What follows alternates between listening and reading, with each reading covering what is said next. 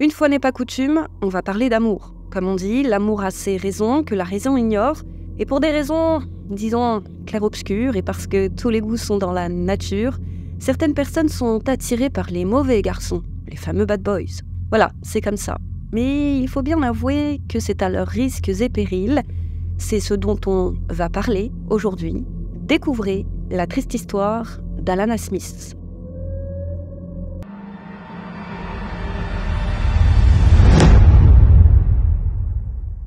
Comme toujours les amis, n'hésitez pas à liker la vidéo et à vous abonner si ce n'est pas déjà fait. La jeune femme qui nous intéresse aujourd'hui est Alana Smith. Elle est âgée de 22 ans et elle a grandi à Tampa, une ville de l'État de Floride aux États-Unis. C'est une jeune femme simple et terre-à-terre et qui aime par-dessus tout être entourée de sa famille. Elle prend, il est vrai, grand soin de ses proches. Elle est maman d'un petit garçon de 23 mois, il est la prunelle de ses yeux, et au moment des faits, elle sort avec un homme du nom de Billy Bennett Adams, troisième du nom, âgé de 25 ans. Mais aussi et surtout, elle est enceinte de 5 mois. Alana est folle de joie à l'idée de devenir maman une seconde fois. Et laissez-moi vous présenter son petit ami. Billy est né en Virginie et a grandi en Géorgie. Il s'est installé dans la baie de Tampa, dans l'État de Floride, en 2017. Le jeune homme est diplômé de l'Université de Floride en sciences de la gestion, mais son véritable rêve, c'est de percer en tant que rappeur. Et justement, dans la communauté hip-hop de Tampa, il est connu sous le nom d'Ace NH, et fait non négligeable, il fait partie du gang des Crips. Un gang ô combien redoutable. Il a été créé suite à la fusion de plusieurs gangs en 1969 à South Central, à Los Angeles, au programme vente de diverses drogues, vol de voitures, etc., etc. En 2012, on estimait qu'ils étaient plus de 800 bandes réparties à travers les États-Unis et le Canada. Alors en plus d'avoir de mauvaises fréquentations, Billy est une mauvaise fréquentation. Il est tout l'inverse d'Alana qui se consacrait alors pleinement à l'éducation de son fils et à l'arrivée du bébé. Et au moment des faits, Billy avait enregistré 3 albums ainsi que d'autres chansons. Il parlait de la vie de gangster et il glorifiait la violence. Rien de très étonnant, me diriez-vous, mais son passé est bien plus sombre que du deal et des vols de voitures, puisqu'il a été accusé en 2020 d'avoir commis un double meurtre. On ne sait pas exactement tous les détails, mais voici ce qui s'est a priori passé. Il faut remonter donc 3 ans en arrière, le 19 février 2020. Billy est alors âgé de 23 ans. Ce jour-là, il se trouve dans le studio d'enregistrement d'une connaissance à lui, un certain Joseph Meek. Il est en compagnie donc de Joseph et aussi de 2 autres hommes du nom de Traven Albury et Daniel Thompson, eux aussi membres du gang des Crips. Tous sont alors dans la même pièce. Et alors que Joseph travaille sur son ordinateur et qu'il a le dos tourné, il entend 2 coups de feu. Il se retourne paniqué et il voit Billy au-dessus des corps de Traven et Daniel. Après ça, Billy tire une nouvelle fois sur l'une des victimes à bout portant. Joseph est sans voix, il est terrifié, il a peur d'être le prochain. Paniqué, il ne sait pas quoi faire. Et Billy lui dit qu'il a tiré sur Traven et Daniel car il voulait le voler. Alors pas le voler lui, mais voler Joseph, son matériel. Puis, sans attendre, Billy prend la fuite, laissant Joseph seul avec les 2 corps. Vers 23h46, Joseph appelle le 911. La police et les équipes de secours arrivent au studio en moins de 5 minutes. Et malheureusement, à leur arrivée, il est déjà trop tard. Les 2 hommes sont morts et il n'y a plus rien à faire. Quant à Billy, il n'ira pas bien loin puisqu'il est arrêté seulement 2 jours plus tard et inculpé pour meurtre prémédité avec une arme à feu. Il est ensuite incarcéré à la prison d'Orient Road dans la ville de Tampa, en Floride. Et l'un des premiers réflexes des policiers, c'est d'examiner le téléphone portable de Billy, ainsi que les publications de ses victimes sur les réseaux sociaux. Et grâce à ça, ils réussissent à déterminer ce qui a déclenché la fusillade. Le mobile, selon eux, c'est une dispute au sujet d'armes et d'argent, dispute qui aurait dégénéré. Et c'est malheureusement un grand classique dans ce type d'affaires.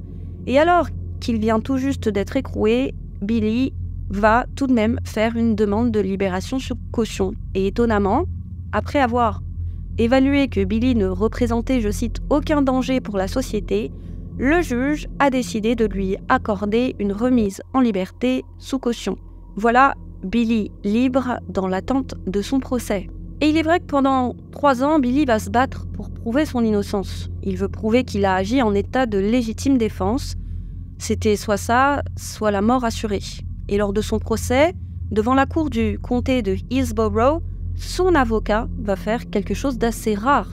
Il va le faire témoigner à la barre. Et les avocats de la défense hésitent généralement à faire témoigner leurs clients de peur qu'ils ne soient déstabilisés par le procureur et de peur qu'ils ne disent des choses qui pourraient les incriminer. Ils savent qu'au moindre faux pas, c'en est fini pour leurs clients. C'est un pari risqué, mais pari qui va se révéler payant dans le cas de Billy. Lors de son témoignage à la barre, Billy affirme qu'il connaissait à peine Trayvon et Daniel. Il explique qu'au cours de la soirée, les 2 hommes ont commencé à agir de manière étrange, qu'ils se faisaient des gestes suspects qui l'ont conduit à penser qu'ils préparaient probablement un mauvais coup. Il explique aux jurés qu'à un moment, Trayvon a pointé une arme vers l'arrière de la tête de Joseph alors qu'il était en train de travailler sur son ordinateur et qu'il avait, rappelons-le, le dos tourné. À ce moment, Billy, qui craignait pour sa vie et celle de Joseph, est passé à l'action. Il a sorti son arme et a tiré sur Trayvon pour l'empêcher de tuer Joseph. Daniel a alors tenté de lui prendre son arme des mains et terrifié, Billy lui a tiré dessus car il avait peur qu'il ne le tue. Et après avoir été touché, Daniel s'est effondré par terre. Lors du procès, le procureur, qui, rappelons-le, représente la partie adverse, a de son côté affirmé que Billy n'avait pas agi en état de légitime défense. Au contraire, d'après lui, les meurtres de Daniel et Trayvon étaient prémédités car ils ont été abattus d'une balle à l'arrière de la tête, ce qui ressemble plus à une exécution qu'à autre chose.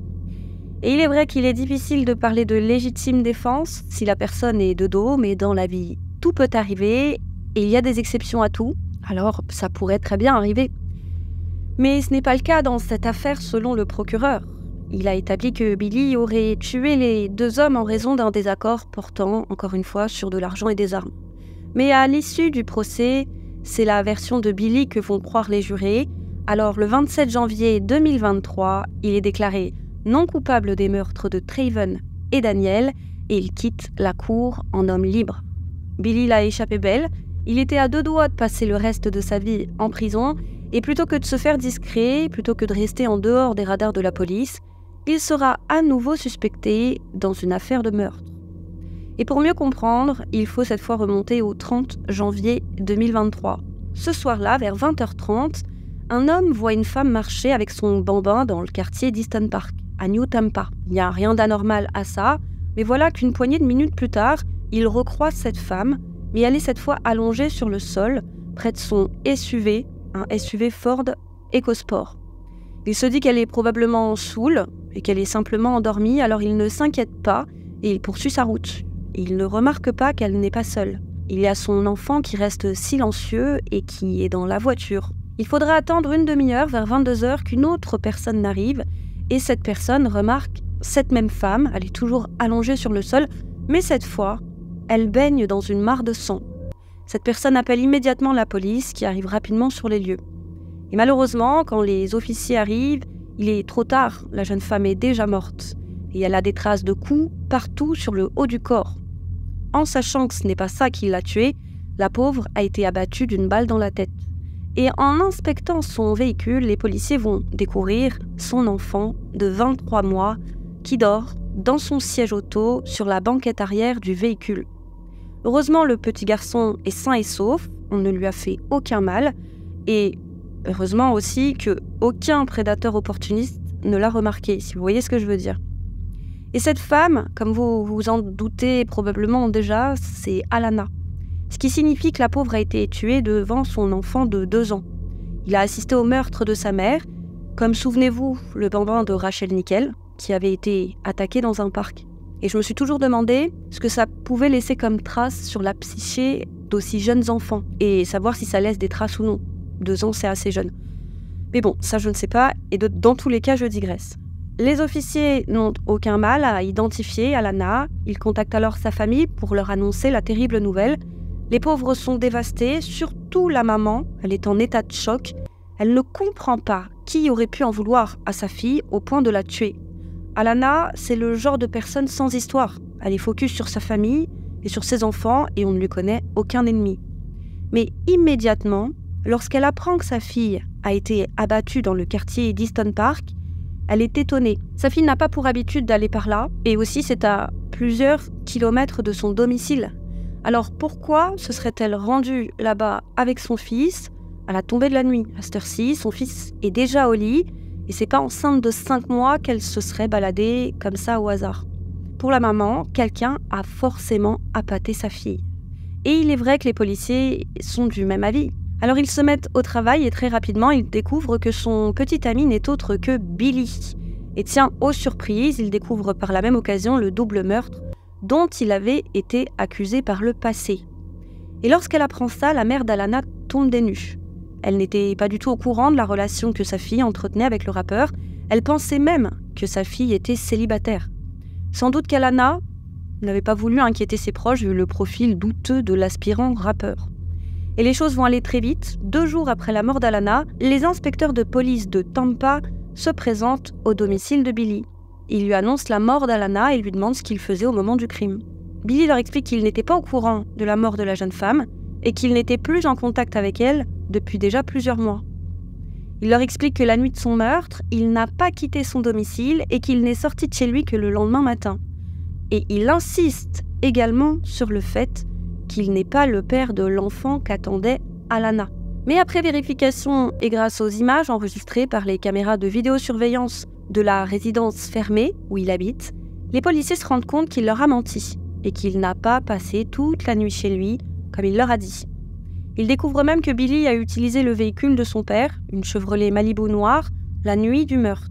Et vers 19h22, une caméra de vidéosurveillance a filmé la Chevrolet entrant dans le quartier d'Easton Park, le quartier où Alana a été retrouvée morte. Et une poignée de minutes plus tard, vers 19h36, cette même caméra a cette fois filmé le véhicule d'Alana entrant dans le quartier d'Easton Park. Et c'est vers 20h21 que la Chevrolet Malibu a été filmée en train de quitter le quartier d'Easton Park. Les policiers retournent voir Billy et le mettent face à ses mensonges. Billy change alors de version des faits et admet avoir utilisé le véhicule de son père le soir du meurtre. Cependant, il prétend qu'il était en compagnie d'amis ce soir-là. Afin de le prouver, il présente aux enquêteurs une vidéo enregistrée la nuit du meurtre et où on peut effectivement le voir en compagnie de ses amis. Les policiers restent perplexes, ils obtiennent un mandat pour perquisitionner le véhicule de son père ainsi que son domicile et dans la voiture, ils découvrent 2 balles. Tiens, imaginez le degré de stupidité de notre rappeur en herbe pour laisser 2 balles traîner dans la voiture et qui plus est celle de son père. Bref, ça ne fait pas de lui le coupable pour autant à ce stade. Les policiers ne savent pas si ces balles sont les mêmes que celles qui a tué Alana. Les policiers saisissent également son téléphone portable et grâce à ça, ils se rendent compte que la vidéo que Billy leur a présentée date en réalité du 1er février, soit le lendemain de la mort d'Alana. Et c'est en analysant les messages du jeune homme que les agents vont découvrir la raison pour laquelle Billy voulait tuer Alana. Il semble que Billy entretenait 2 relations en même temps, la première avec Alana et l'autre avec une femme du nom de Lakenya Brentley.